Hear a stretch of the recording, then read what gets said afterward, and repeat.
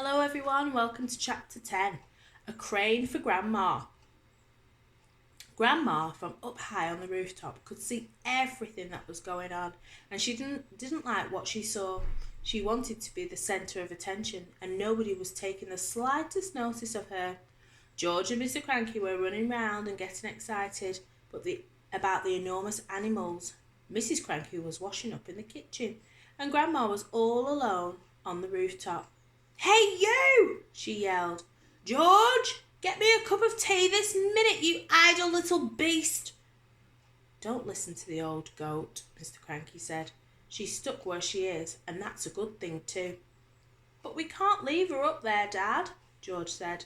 "What if it rains?" "George!" Grandma yelled. "Oh, you horrible little boy, you disgusting little worm! Fetch me a cup of tea at once and a slice of currant cake." "We'll have to get her out, Dad," George said. "She won't give us any peace if we don't." Mrs. Cranky came outside and she agreed with George. "She's my own mother," she said. "She's a pain in the neck," Mr. Cranky said.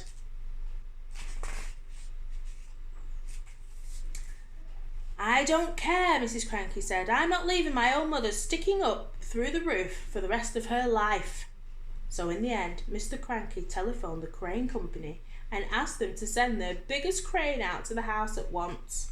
The crane arrived 1 hour later. It was on wheels and there were 2 men inside it. The crane men climbed up onto the roof and put ropes under Grandma's arms. Then she was lifted right up through the roof. In a way, the medicine had done Grandma good. It had not made her any less grumpy or bad-tempered, but it seemed to have cured all her aches and pains, and she was suddenly as frisky as a ferret. As soon as the crane had lowered her to the ground, she ran over to George's huge pony, Jack Frost, and jumped on his back.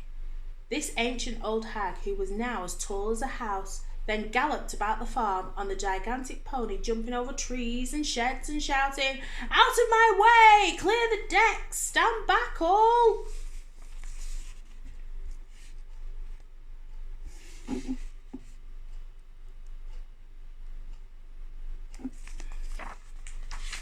"Stand back all, you miserable midgets, or I'll trample you to death!"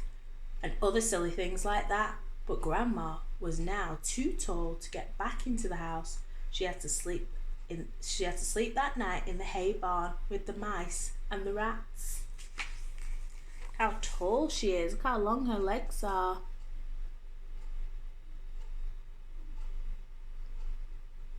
The mice and the rats will be thinking, "What on earth is going on?" See you in the next chapter.